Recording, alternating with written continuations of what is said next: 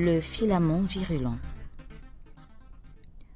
Le docteur Ditomba pensait à la sérologie du VIH et demanda de la faire tout de suite. Un prélèvement fut pratiqué sur Ngandélé dans les minutes qui suivirent. En fin de matinée, le résultat déjà disponible était malheureusement positif. Ngandélé constituait l'un des rares premiers cas de positivité au test du sida.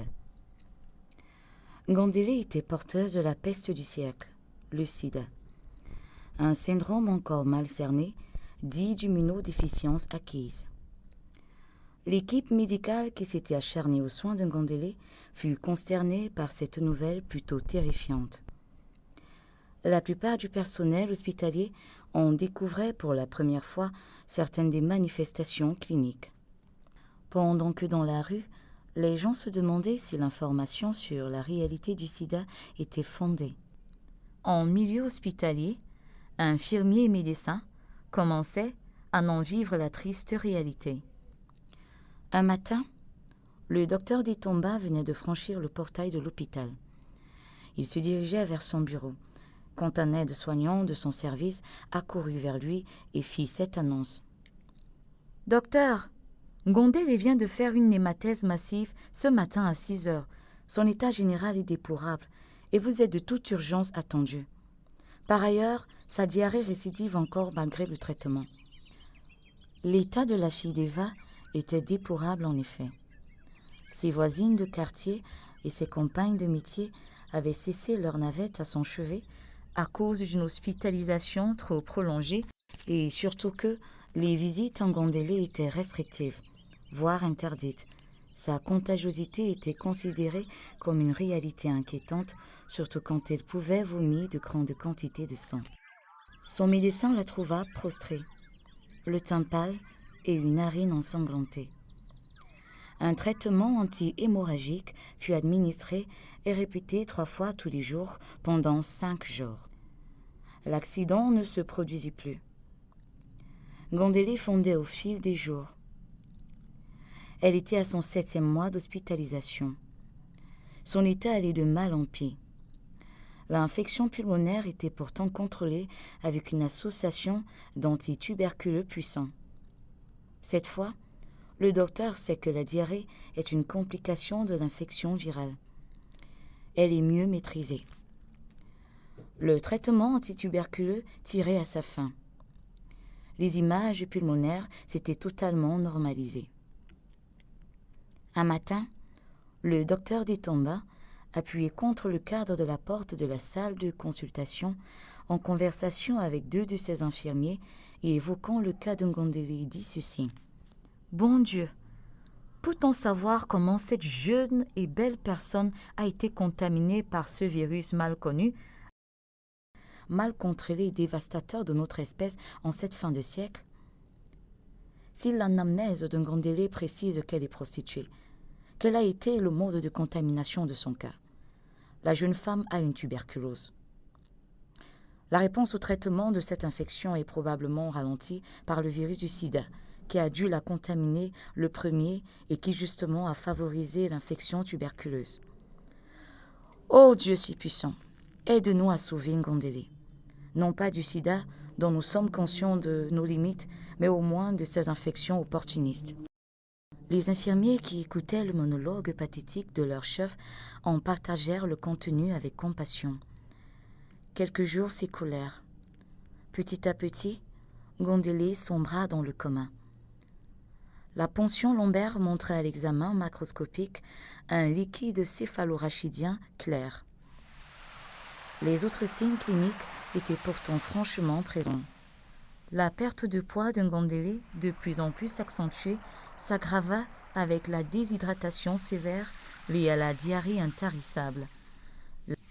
La tuberculose pulmonaire, la candidose digestive et le zona en constituaient tous 3 les infections à germes opportunistes, qui apparaissaient justement au cours des défaillances des défenses immunitaires.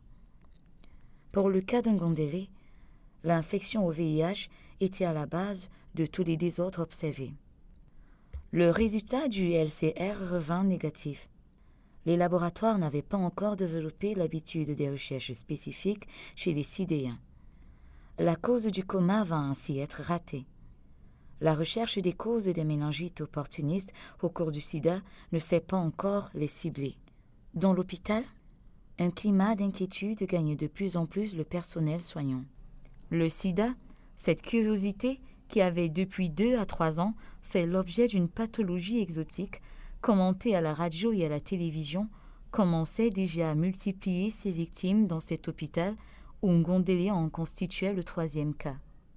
Les médecins se réunirent, entourés de tous leurs collaborateurs, afin de mieux informer l'ensemble du personnel hospitalier sur la nouvelle maladie et les risques de contamination du virus à travers du matériel souillé. Il fallait renforcer la sécurité des infirmiers en leur faisant porter des gants chez des malades infectés du virus nouveau. De même, les chirurgiens et les obstétriciens étaient prévenus des risques encourus à travers le sang de leurs opérés ou de leurs accouchés infectés. Le service de stérilisation des instruments du dentiste et du chirurgien en général reçut des consignes particulières sur le rôle à jouer contre la transmission du virus. Un effort devait être fait par le personnel infirmier afin d'éviter de restériliser les seringues usagées. La banque de sang devait tester tous les sangs destinés à la transfusion. Ngondélé était devenu dans l'hôpital une espèce de message qui venait confirmer l'arrivée chez soi du mal qu'on avait cru ne pouvoir sévir exclusivement que chez les autres, au-delà des frontières terrestres et maritimes. L'état de Ngondélé était préoccupant. Le docteur Ditomba et toute son équipe s'activaient au chevet de la jeune sidéenne. Le coma se faisait de plus en plus profond, malgré le traitement antifongique, antidiarrhéique et antibiotique. À 40 degrés de fièvre, la belle Ngondélé agonisait. La tension artérielle était imprenable. Les yeux revulsés, les paumes de main blanches et froides, la respiration superficielle et les battements du cœur rapides, l'équipe du docteur Ditomba s'agita autour de Ngondélé. Les soins s'accélérèrent autour du nouvel état de choc. « De l'adrénaline !» cria le docteur Ditomba. « Tenez, docteur !» Une infirmière lui passa une seringue à point du dérivé surrénalien. « Accélérez toutes les perfusions, ainsi que le sang de la transfusion. Branchez le moniteur cardiaque. Posez les lunettes à oxygène avec un débit de 2 litres par minute. Suivez le pouls et la tension toutes les 3 minutes. Et passez une ampoule d'Eftamil en IVD. » Le médecin donnait ses ordres pour une bonne répartition des tâches parmi ses collaborateurs. Il ne quitta pas lui-même la salle. Il surveillait le moniteur cardiaque. La fréquence cardiaque était bonne après l'injection du tonique cardiaque dont l'effet était malheureusement fugace. Un ralentissement du battement du cœur fit mettre une forte dose d'adrénaline en perfusion. La tension restait trop basse et le pouls filant. Au bout de 2 heures de réanimation, le tracé électrocardiographique apparut plat. Le cœur venait de s'arrêter, la respiration aussi. Quelques massages cardiaques effectués avec peu de conviction furent entamés, puis rapidement interrompus, faute d'espoir. Retourné dans son village après son accident, Akoko avait perdu le goût des conquêtes de l'autre sexe. Il n'avait plus reçu de nouvelles ni de Ngondélé, ni de Sophie, ni d'Hélène. Célibataire esthétiquement handicapé, Akoko s'était résigné à vivre aux côtés de ses parents. Très souvent, il se rappelait que son père lui avait toujours demandé de s'occuper de ses études et de ne pas s'attarder sur les filles. « Ne t'ai-je pas prévenu du risque qu'il y a pour suivre plusieurs lèvres à la fois ? Tu as choisi des jeunes filles à tes études. Elles t'ont brûlé au sens propre et figuré du mot. » Akoko, totalement mélancolique, ne vivait plus que ses souvenirs. « C'est Ngondélé qui m'a véritablement aimé. Je n'oublierai jamais la fille de Feugue. J'aurais été heureux sans diplôme universitaire, mais en possession de Ngondélé. J'ai choisi les diplômes. Je n'en ai réussi à aucun, et j'ai perdu la gazelle. Les amours qui m'ont poussé à l'abîme ne sont rien à côté de Ngondélé. Si je pouvais un jour la revoir. Elle a dû peut-être se marier. Trop d'années se sont écoulées. Qui est cet homme qui a profité de mes égarements pour me ravir la belle Ngondélé? Puis-je recommencer à zéro les recherches? Pourra-t-elle me reconnaître? Sur la glace, j'ai l'air d'une bête féroce. Aucune femme ne peut m'accepter. Ngondélé peut au moins s'en étonner, écraser une larme et me consoler. Aucune autre femme au monde ne peut regretter du fond de son cœur le triste sort qui me mine. Je n'ai plus une seule trace d'elle. Ses photos ont toutes brûlé. Personne ne peut me parler d'elle. Je l'ai plongée dans un cauchemar que je croyais passager, et la nature, pour la venger, m'a conduit dans cet enfer à vie.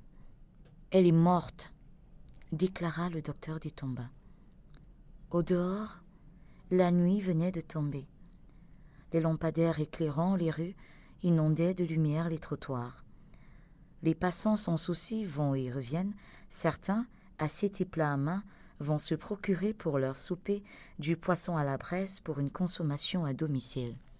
Toujours au chevet d'un Ngondélé, quelques larmes d'indignation et de désolation coulèrent des yeux d'une infirmière qui ne put se retenir de pousser quelques sanglots. « Quelle injustice !» s'écria-t-elle, « de quitter la vie à 32 ans. Quel malheur pour l'humanité lorsque les connaissances médicales peuvent présenter tant de lacunes.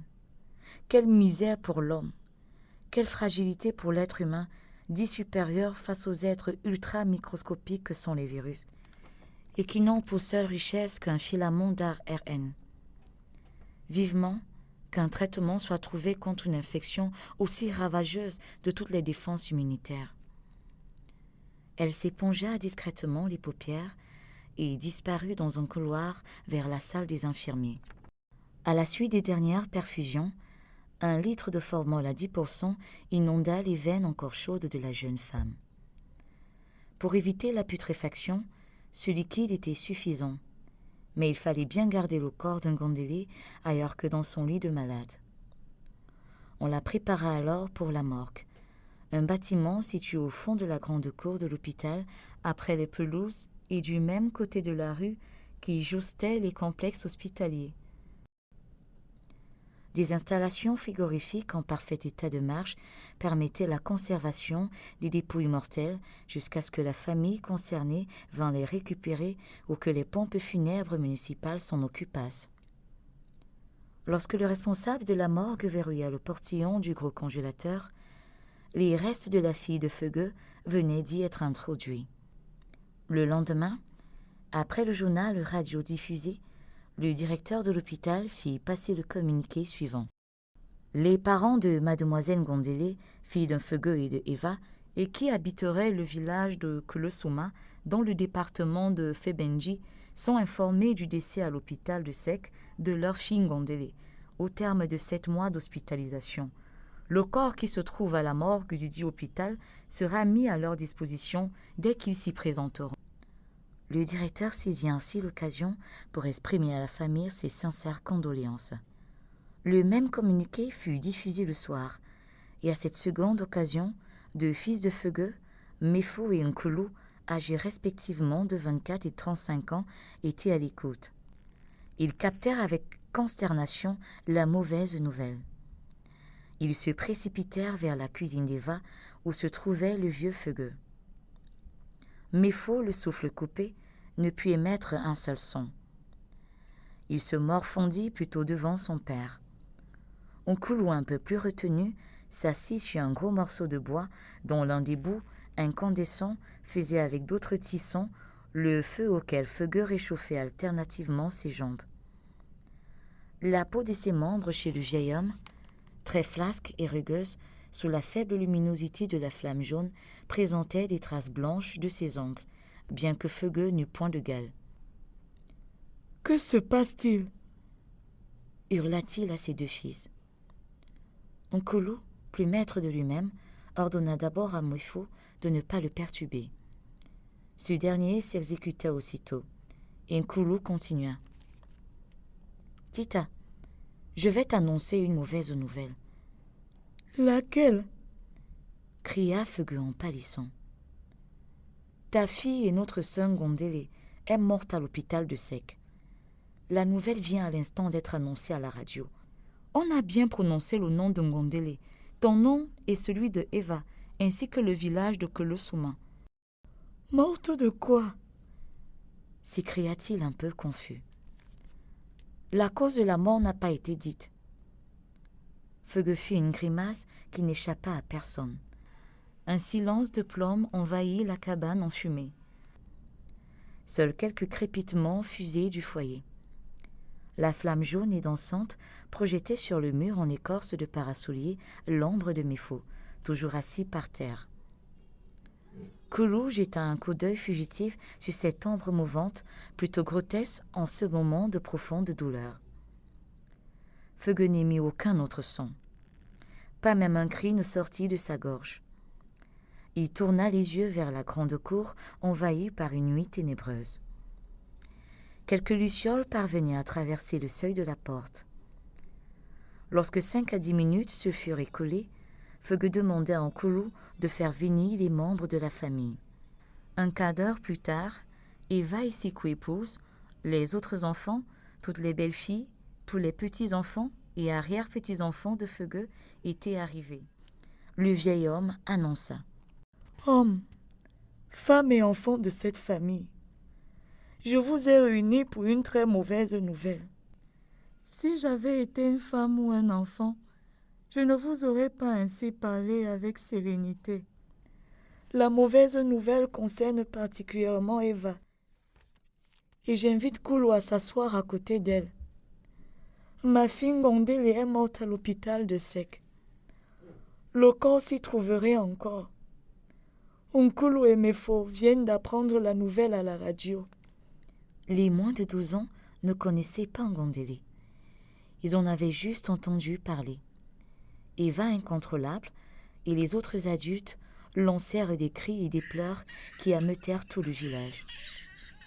La nouvelle, malgré la nuit, se propagea avec une telle rapidité que le lendemain, avant l'aube, le quartier de Feugue grouillait de compatissants, parmi lesquels les pleureuses expérimentées qui lançaient de longues complaintes. L'une d'elles, à la voix particulièrement aiguë, entonnait un solo macabre, habilement étoffé par des paroles transperçantes qui faisaient déchaîner la foule en brouhaha de sanglots.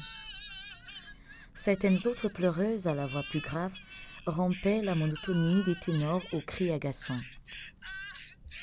Pendant ce temps, les plus âgés du village s'étaient retirés en conseil de sages. Feugue y était présent. Ils désignèrent de jeunes gens pour aller chercher le corps à la morgue de l'hôpital. Koulou figurait parmi les 2 commissionnaires. Il était accompagné de Sima. Une collecte rapide dans la famille leur fit obtenir assez d'argent pour leur transport ainsi que celui du corps de Ngondele jusque dans leur village à Kolosuma. Au petit matin, Koulou et Sima se lancèrent sur le chemin de la ville. Une fine pluie se mit à tomber, leur blanchissant les cheveux. Le brouillard était parfois si épais qu'il empêchait les 2 cousins de se voir. Quand cela arrivait, Koulou posait la question suivante. « Sima est-il loin de moi ?»« Je suis tout à côté de toi, » répondit Sima.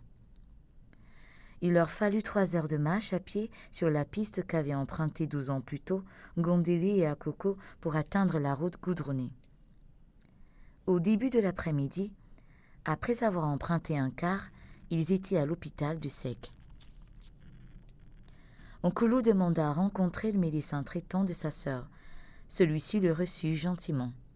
« Docteur, quelle a été la cause de la mort de Ngondele ?»« Vous savez, nous le savons très bien. Ngondele faisait la rue et touchait à la drogue. Si elle a pris une overdose ou si elle a été assassinée dans des querelles de jalousie dans les milieux de la prostitution, veuillez ne rien nous cacher. Votre sœur est morte de maladie.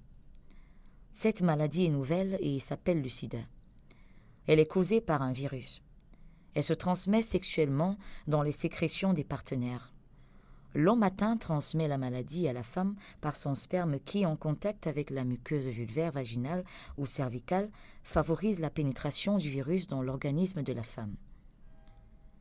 J'en profite, docteur, pour vous demander la contamination à l'homme. Oui. Les sécrétions vulvo-vaginales de la femme infectée contiennent le virus. De même, les menstrues le contiennent. Un rapport sexuel avec un partenaire infecté expose l'homme à la contamination. Si de surcroît elle voit ses menstrues, le sang de la partenaire en aggrave le risque. La porte d'entrée du virus est représentée par toute écorchure du pénis, du gland à la base. L'absence de lésion ne constitue pas une garantie de non-contagiosité. L'ensemble des muqueuses, c'est-à-dire le revêtement membraneux qui tapisse le vagin ou l'urètre, sont fragiles et vulnérables au passage du virus. Tout contact sexuel avec un partenaire infecté est un risque véritable qui expose l'homme ou la femme. Quels sont les autres modes de contamination de cette maladie, docteur? La contamination à travers les objets piquants ou coupants à usage médical. Ainsi, les injections à l'aide des seringues et aiguilles souillées sont fortement accusées. Et pour le cas de ma sœur, quel aurait été son mode de contamination? Vous venez de me dire tout à l'heure que votre sœur se donnait à la drogue. Je ne peux pas vous dire laquelle elle consommait. Les drogués utilisent par inconscience des seringues non stériles. Elle a dû s'infecter en s'administrant une drogue injectable avec une seringue commune ou en faisant l'amour avec un homme infecté. Aucune autre précision ne peut être donnée sur l'un ou l'autre mode de contamination pour votre sœur. Les médecins ne font pas d'enquête policière à leurs malades. Donc, ils les aiment tels qu'ils se présentent sans les culpabiliser d'une manière ou d'une autre sur les fautes de comportement qui les conduisent aux maladies. Je vous remercie, docteur, de m'avoir dit l'essentiel sur la mort de ma sœur et sur cette nouvelle maladie, ainsi que son mode de transmission. Attendez, monsieur Nkoulou, cette maladie se transmet également de la mère infectée au fœtus. Un enfant peut donc naître portant déjà le virus. Vous comprenez en résumé qu'il s'agit de la transmission sexuelle, de la transmission par des objets piquants ou coupants souillés, de la transmission au cours d'une transfusion de sang et de la transmission materno-fœtale, surtout lors de l'accouchement. Une fois de plus, docteur, pour votre disponibilité, je vous remercie. Quant à son hospitalisation, nous avons fait tout ce qui est possible, hélas. Ce que nous connaissons sur la maladie est encore insuffisant. Comme pour la plupart des maladies virales, cette affection n'a pas de traitement curatif. Docteur, a-t-elle laissé de messages? Pas grand-chose. Lors de ses agitations précédant son coma, elle a prononcé 3 noms. Celui d'un certain Akoko, celui d'Eva et celui de Feugue. Et dans le coma, elle s'est éteinte doucement dans la dignité. Elle a vu venir la mort, elle l'a acceptée car elle est restée lucide jusqu'avant le coma. Le docteur détomba, dirigeant Nkoulou Issima vers la morgue. Il les présenta au morguier comme étant les ayants droit de la Fungondélé. Ils demandèrent à voir le corps de leur sœur. Celui-ci était déjà aussi raide qu'une barre de fer, résultat de l'effet conjoint de l'aldéhyde formique et du froid conservateur de la chambre frigorifique. Nkoulou et son cousin consultèrent le morguier sur la conduite à tenir afin d'obtenir un cercueil et un corbillard. La procédure n'était pas difficile. Il suffisait d'avoir assez d'argent pour l'achat d'un cercueil et la location du corbillard. La couronne de fleurs était facultative et était la préoccupation des riches. Au crépuscule, la mise en bière s'effectue entre les deux jeunes gens et les fonctionnaires de la morgue. Les obligations hospitalières et de police étaient satisfaites. Le cercueil était de valeur modeste. Le corbillard était loué. Il faisait vraiment nuit lorsque le véhicule mortière démarra en direction de Kolosuma. Ngondélé allait retrouver 12 ans après, mais les pieds en avant et coucher définitivement son village natal. Au petit matin, après avoir cahoté sur les 20 derniers kilomètres qui conduisaient au village, le corbillard à plein phare s'arrêta devant la concession de Feugue.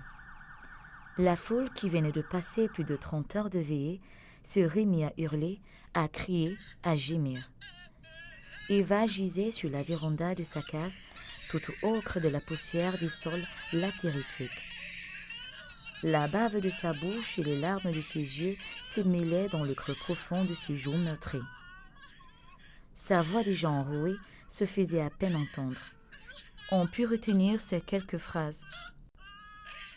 Fille d'ébène, cou de girafe, taille de guenon, cheveux de crinière. C'est toi qui devais m'enterrer au haut. Ce qui arrive est illogique et ingrat. C'est moi qui ai beaucoup mangé et bu. C'est moi qui ai longtemps vécu. Seuls mes vieux os méritent ce repos sous terre. Comment de telles situations peuvent-elles arriver sous l'œil indifférent du Dieu miséricordieux, si puissant et si bon? Oh, oh, Ngondele.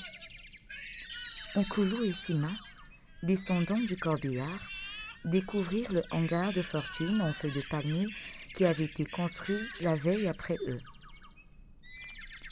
Les hommes croquant un quartier de noix de cola ou bourrant leurs pipes y étaient installés, assis sur des lits en bambou, déplacés des cuisines pour l'accueil des hôtes.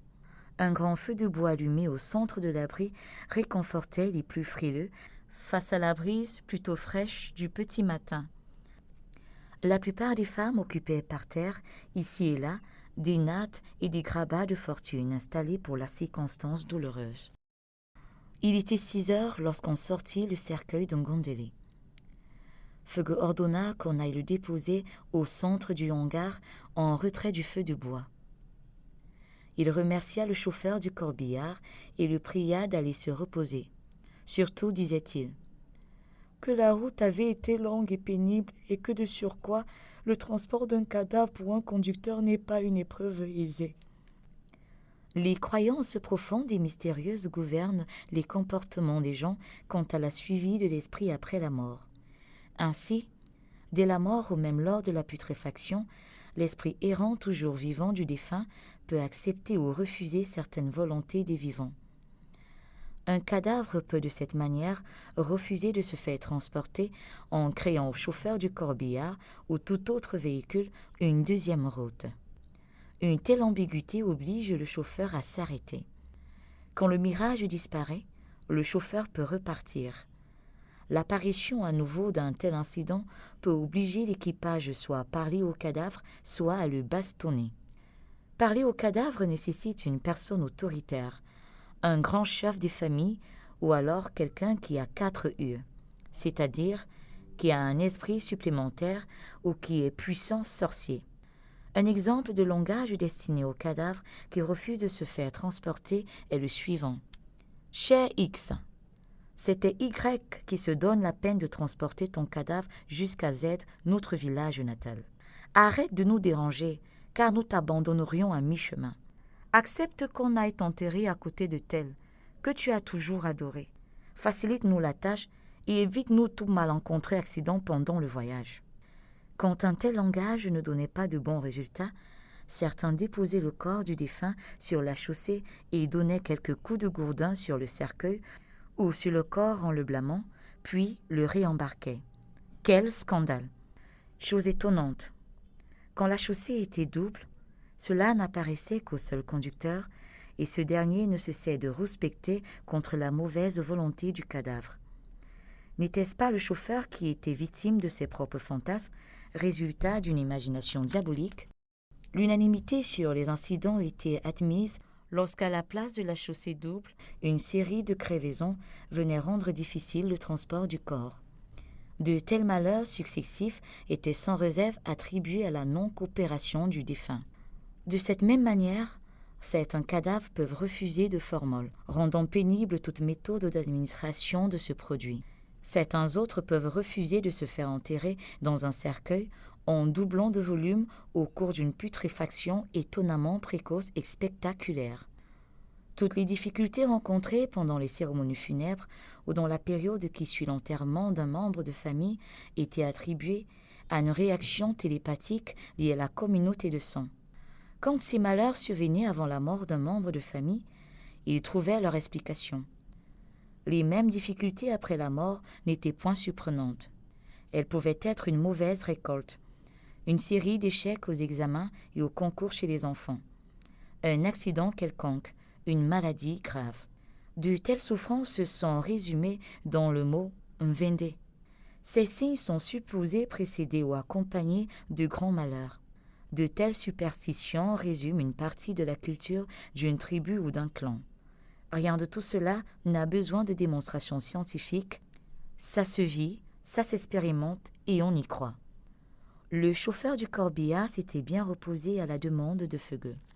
Dans la cour, la foule grossissait d'habitants des villages voisins. Feugue se tint au milieu de cette foule et demanda qu'on fît silence. Seul le cri d'un bébé masqué descendre du feu de bois, comme le prévoyait la coutume en cas de deuil, et refusant le sein se faisait entendre. Feugue dit « Hommes et femmes de ce village, amis et cousins des villages voisins, je vous remercie d'avoir laissé de côté vos diverses occupations et d'être venus honorer la cérémonie funèbre de ma fille, votre fille Ngondele, morte si prématurément. Avant qu'on pense à l'enterrer, il me semble inévitable de chercher à connaître la cause de son décès. Qu'en pensez-vous » Une pléthore de réponses jaillirent de la foule, chacune de sa manière, selon la sensibilité de celui qui l'imitait, toutes pour approuver la proposition du vieil homme et à insister que ça se passa autrement. Et Feugue de continuer. « Ainsi, comme le soleil s'est bien levé, ouvrons le cercueil, afin de revoir au grand jour et pour la dernière fois Ngondele. En fin de matinée, nous commencerons la tenue de palabres sur la cause de la mort de notre fille. Tout le monde est convié d'être présent, car toutes les suggestions lors d'un débat aussi obscur sont prises en compte. » Entre-temps, une commission d'enquête chargée de diriger la palabre fut désignée. Elle était constituée de 4 personnes, parmi lesquelles 2 interlocuteurs percutants. Au face, un sexagénaire à la calvitie luisante et à la moustache fournie et bien blanchie. Lui pour son niveau de sagesse. Et Ayémé, un adolescent de 17 ans et élève dans un lycée, lui par contre pour son niveau d'instruction. Dans les coups de 11 heures, Ophace se leva promptement, fit d'un pas alerte le tour du hangar. De petits sifflements exigeant le silence parcoururent la foule. Ophace se dirigea vers le cercueil ouvert qu'une longue file venait de contourner en regardant pour la dernière fois le visage de Ngondele. S'adressant au corps inerte de la jeune femme, Ophace demanda d'une voix assurée.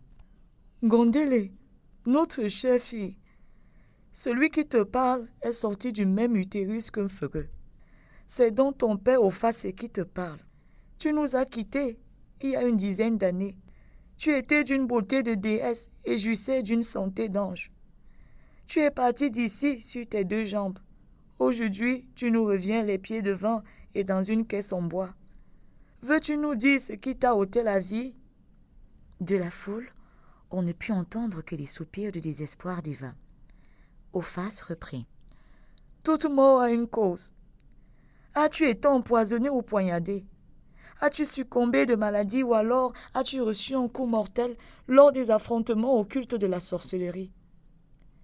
En face d'une créature aussi belle que toi, toutes les amitiés ne sont pas sincères. » La belle Ngondele, les yeux fermés, ne put répondre à son oncle. Les questions lui étaient destinées, mais les réponses étaient en réalité attendues de quiconque pouvait apporter la lumière escomptée. Ce n'est que l'ouverture du débat.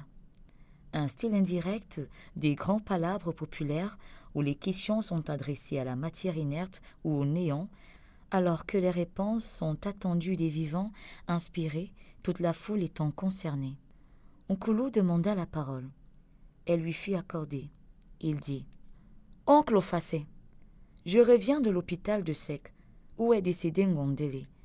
Je n'en suis pas reparti sans interroger son médecin traitant.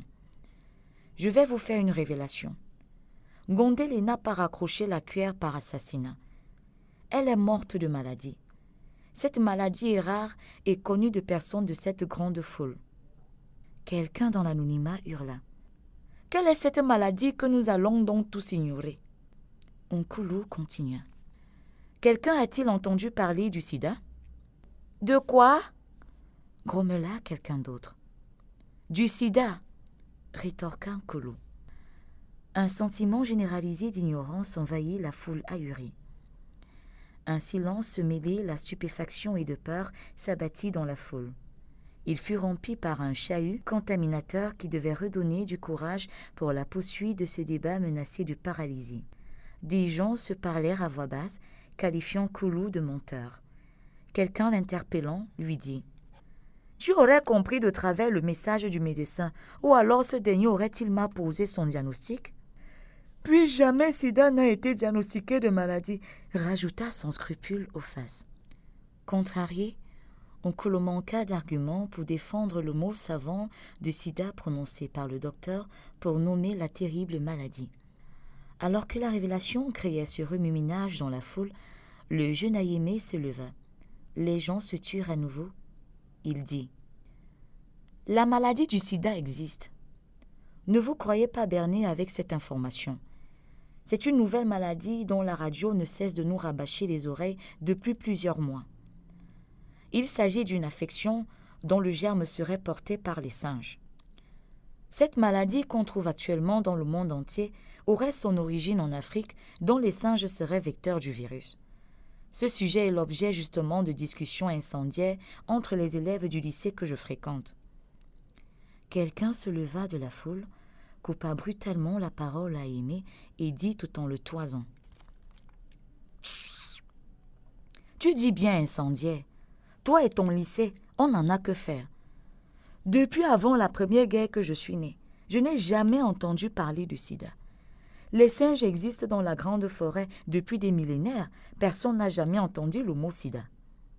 Chasseur que je suis, je manie bien l'arbalète. J'ai abattu des milliers de singes de tout genre. Des macacos, des cynocéphalos, des chimpanzés, des gorilles, des colobes, des sapajous, des serpithèques, des mangabès. Les petits que portaient les femelles étaient apprivoisés chez moi pendant des années, menant une vie étroite avec les membres de ma famille. Lequel de ces nombreux singes est porteur du virus de cette maladie que tu dis mondialement répandue? Une femme d'une cinquantaine d'années précisa. Tout le monde ici mange de la viande de tous les singes. Même Feugue, qui aurait bientôt ses 100 ans, mange du singe depuis l'âge de ses premières dents. Comment a-t-il échappé à votre sida? Ayémé reconnut le poids des arguments de ces personnes âgées qu'il respectait. Leur raisonnement était logique, mais il reprit la parole et dit « Écoutez-moi encore une fois. La radio et les journaux précisent bien ceci. Le virus proviendrait d'un singe d'Afrique et non de tous les singes. En plus, l'Afrique est vaste et que le virus, pour donner la maladie, est transmis par voie sexuelle et par voie sanguine. » Ofas, offusqué par le discours d'Ayémé, le menaça de ne plus jamais lui passer la parole. Si l'hypothèse du réservoir de la transmission est vraie, comment le virus est-il passé du singe au sexe, puis au sang des hommes? En plus, c'est grâce au sexe et dans le sang que la vie a été donnée. Toi, Ayémé, pourquoi n'as-tu pas le sida? Tu es de ces petits coquins qui vont à l'école pour tromper les vieux. Nous gardons notre sagesse et notre logique reçues de nos parents. Les menteurs comme toi, qui se destinent à détourner leur peuple du droit chemin en inventant de fausses informations ou en déformant la vérité, seront marginalisés de la vie du clan. Ayémé eut un frisson devant cet ultimatum quelque peu terrifiant de la part d'Ofas. Quelqu'un d'autre, abondant dans le même sens d'Ofas, ajouta « S'il y a des gens à avoir été contaminés par les singes, c'est nos grands-parents, nos parents et nous. Or, toutes les générations vivant en contact permanent avec les animaux en général et les singes de la grande forêt en particulier n'ont jamais présenté la maladie. Comment pouvons-nous expliquer que la maladie nous a été épargnée pendant des siècles pour aller décimer des gens vivant en ville, par-delà les mers où ne se trouve aucun singe? Si cette maladie d'Ayémé, d'Nkulu, d'Ngondele et leurs médecins existent, ne la cherchons ni chez les singes qui nous régalent de leur viande, ni chez nous. Allez la chercher dans les villes, les hôpitaux et chez les journalistes qui en font la publicité. » Ayémé, pétrifié par ce raisonnement logique en sa manière, demanda une fois de plus la parole. « Oncle et tante, ce que je me permets de vous expliquer n'est pas une invention de moi. Je tente maladroitement, je le reconnais, de vous transmettre ce que le monde entier a constaté et proclame. Les mots pour vous le traduire vont peut-être me manquer, ou alors le lieu pour le dire ici n'est pas le mieux indiqué. Je ne voudrais point vous tromper, surtout que je ne trouve aucun intérêt à cela. La maladie du sida est une réalité. Vous avez tenu des discours cohérents sur votre doute de l'existence de l'affection. Vous contestez le réservoir animal du virus ainsi que sa transmission du singe à l'homme. Je vous invite à nier mes propos, à les combattre et à les condamner, mais réservez-moi une parcelle de raison qui atténuerait le contre-coup si la vérité un jour surgissait de mon côté. Il y a au moins une ou deux vérités. Le virus existe. Il donne une maladie mortelle. S'il y a encore des gens qui veulent m'écouter, permettez-moi de vous donner le reste d'informations que je détiens sur le sida. Après, je me tairai définitivement. Un chahut remua la foule. Les sceptiques irréductibles trouvent qu'Ayemé veut monopoliser la parole.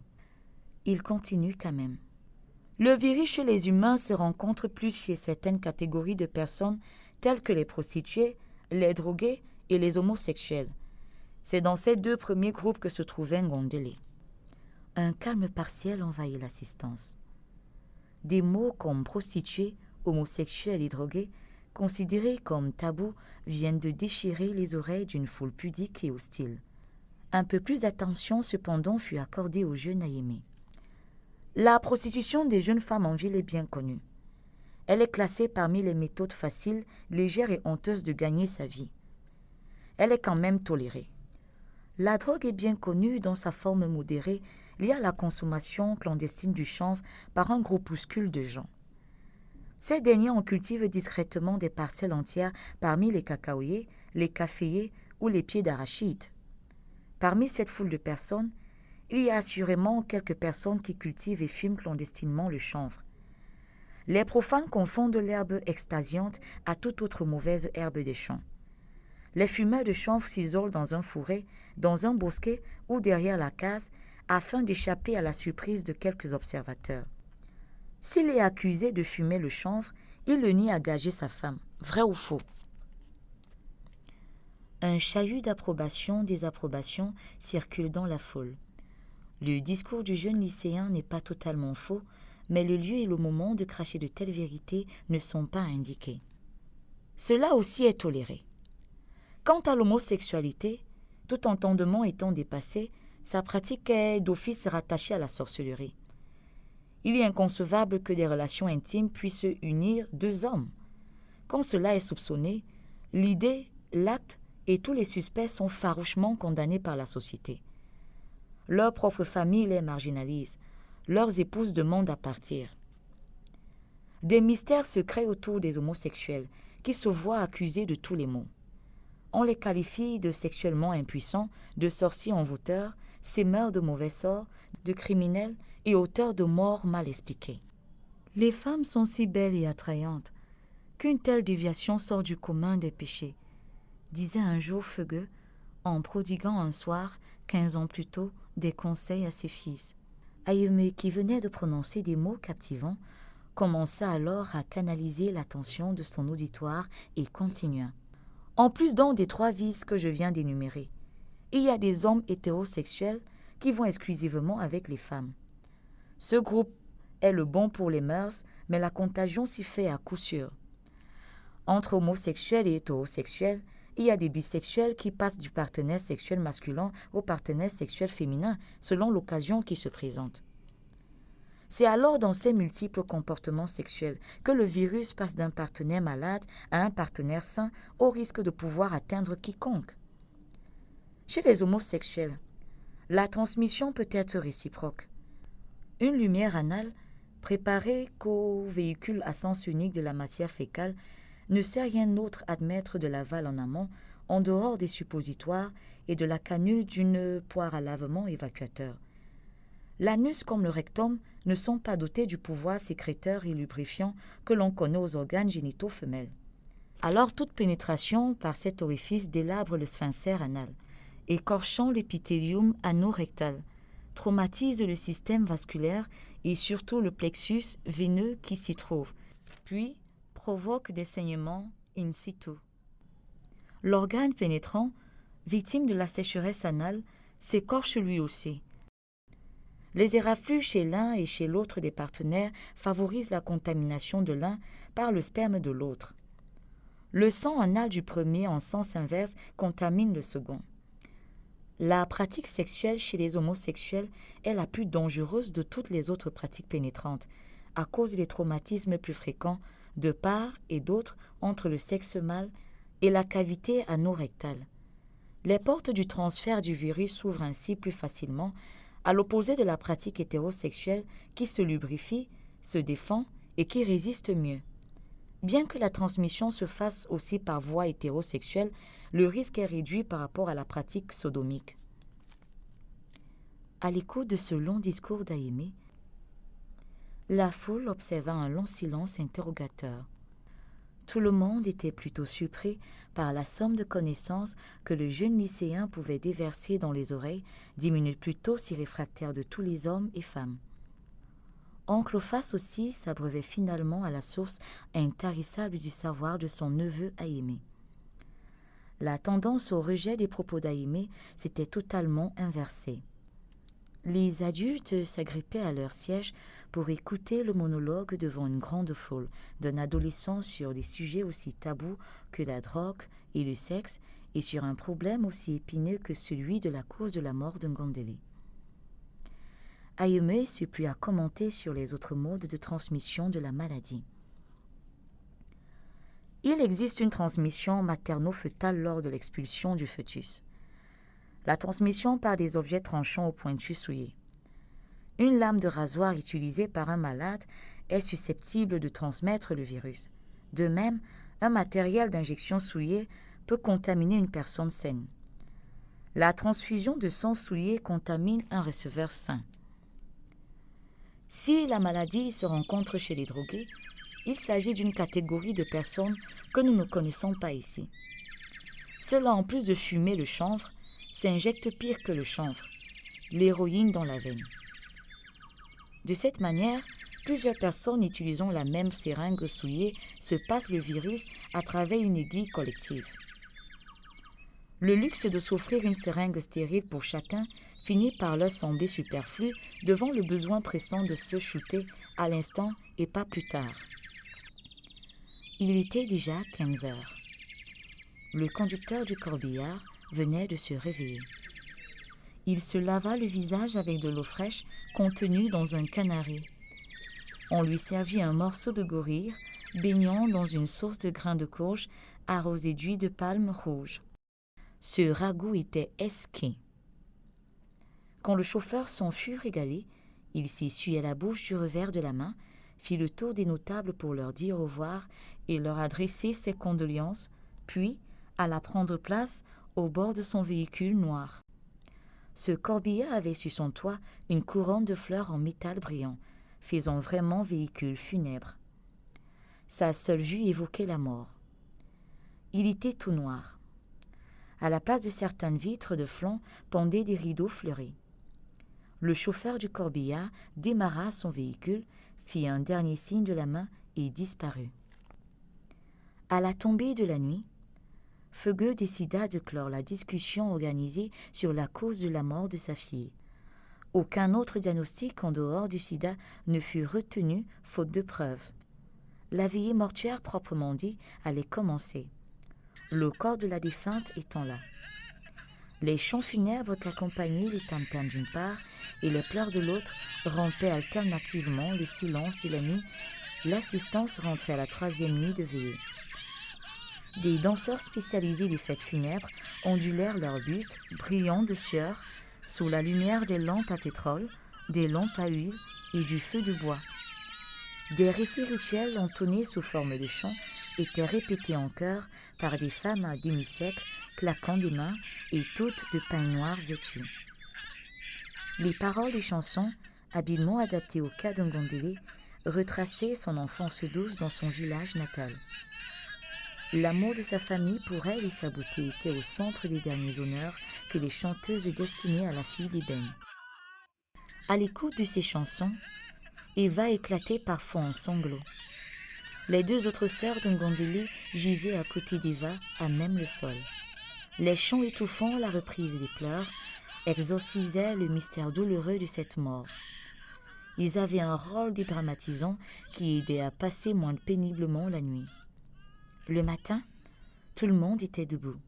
Beaucoup avaient somnolé une partie de la nuit. On offrit à manger à ceux des hôtes venus des villages éloignés. Les calebasses de vin de palme circulaient de main à main. La sève fermentée du palmier était servie et bue dans une demi-noix de coco vidée de son amande. Des noix de cola étaient offertes par Feugueux aux hommes âgés qui, selon lui, avaient besoin d'un petit stimulant nerveux. Il s'en redistribuait les quartiers en se les glissant lors d'un échange de poignées de main. Cette offre plutôt discrète provenait du respect dû à la noix. Ici ou là, quelques hommes âgés bourraient sa pipe ou se l'allumaient avec une braise. Il devait parfois s'y prendre plusieurs fois quand le tabac n'avait pas assez séché. En début d'après-midi de cette troisième journée, la tombe était complètement creusée. À 16 heures, on procéda aux cérémonies d'inhumation. Le cercueil venait d'être déposé au fond de la tombe, lorsque le catéchiste et ancien maître au cours moyen 2 de Ngondélé, devenu vieux, prononça son oraison funèbre. Le crâne luisant, le front ridé, il termina en disant « Nous avons écouté avec une seule oreille les explications sataniques que le jeune Aimé s'évertuait de nous donner hier, sur l'origine et les circonstances de la transmission du fameux sida. Sachant que dans le cas où cette maladie se transmettrait par ces voies perverses et malsaines du comportement humain, ces nouvelles pommes d'Adam cueillies dans le jardin du mal ne manqueront pas de susciter la colère de Dieu qui sévira sur l'humanité tout entière à travers des messages pires que le sida. Seule la foi en Jésus-Christ est la voie non seulement d'éviter de tels drames dans le monde, mais aussi d'éviter toute contamination individuelle. C'est la voie globale qui peut nous protéger du mal que la science peut expliquer, mais aussi du mal qui échappe à la science. Nous demandons à Dieu que les péchés même mortels d'Ngondélé lui soient pardonnés au nom du Père, du Fils et du Saint-Esprit. Amen, reprirent en chœur les chrétiens de la foule. Les premières pelletées de terre projetées dans la tombe contre le cercueil créèrent un bruit si sinistre que quelques hoquets d'émotion se fit entendre dans la mêlée. À la fin de l'enterrement, la moitié de la foule avait disparu. Une grosse motte de terre oblongue venait de germer derrière la case de Feugueux. Entre-temps, tous les gendres d'un Feugueux et tous ceux qui avaient pour épouse une sœur ou une cousine de Ngondélé étaient considérés comme des veufs. À l'inverse, Ngondélé, ses sœurs ou ses cousines étaient prises pour leurs épouses. Ngondélé venait de mourir. Tous ces jeunes gens venaient de perdre leurs femmes. Ils devaient payer un lot tribut auprès de toute la population de femmes qui jouissent du statut de sœur ou cousine de Ngondélé. Celles-ci trouvaient une occasion pour brimer leur mari. Le rite était tel que l'obéissance aux exigences était de règle et sans résistance. Les hommes assis à même le sol à la demande des femmes devaient se rouler dans la poussière en signe de deuil. Elles compliquaient parfois la situation en versant des seaux d'eau pour rendre le sol plutôt boueux. Les victimes de la cérémonie devaient payer de quelques poulets pour qu'autorisation leur soit donnée de dormir sur un lit. Les maris de Ngondélé dormaient par terre depuis leur arrivée sur les lieux. Si Ngondélé avait été marié, son époux, quant à lui, aurait subi pire que cela. On lui aurait appris à tout refaire, se baigner, se peigner les cheveux, à tenir la cuillère et même à faire l'amour avec l'une de ses autres femmes. Un rite de réinitiation à tout faire. Chaque acte de réinitiation était tributaire d'un paiement en espèces ou en nature. la non-soumission aux exigences exposait le concerné à la démence, à la folie ou à une mort prématurée. Quand le défunt était un homme, le même rite était appliqué aux femmes du groupe concerné, la veuve, les sœurs et ses cousines, et les bourreaux devenaient les frères et les cousins du défunt. Ce rite constitue l'acus, un vrai calvaire, vécu dans l'acceptation culturelle comme un jeu au résultat vrai et pas comme un esclavage au résultat faux. La famille de Feugue, une semaine après, continuait à recevoir de nombreux compatissants, informés tardivement et qui arrivaient longtemps après l'enterrement. Au fil des heures, le calme revenait dans la concession de Feugue. Le tollé de certains pleurs des nouveaux venus se faisait de plus en plus rare. Les proches parents de Feugue, à la demande de ce dernier, décidèrent de se réunir à nouveau pour débattre de l'attitude à adopter face au mystère du sida qu'il fallait percer. Cette maladie, malgré le scepticisme général lors de la tenue de la palabre, n'avait point laissé indifférent Feugue et sa famille.